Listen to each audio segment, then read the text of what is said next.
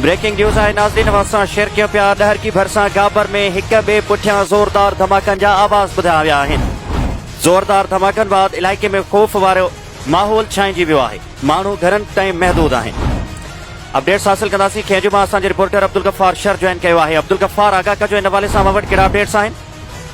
जी आसिफ, मां तव्हांखे ॿुधाईंदो हलां त खेंजू वारे इलाइक़े गाबर तरफ़ खां इंडिया जे बॉर्डर जे वेझो ई 4 लगातार हिक जे मथां हिकु पुठियां धमाका थिया आहिनि, जंहिं सबबु इलाइक़े में जेको आहे ख़ौफ़ ऐं हिरास वारो माहौल छायल आहे।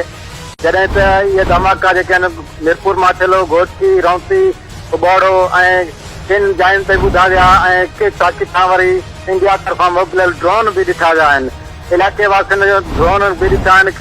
चवनि पिया त इलाइक़े वासी त जेको आहे हितां ड्रोन गुज़रिया आहिनि ऐं रॉकेट बि लैंचर बि नज़र अची रहिया आहिनि ऐं वधीक जेको आहे जांच करे रहिया आहिनि।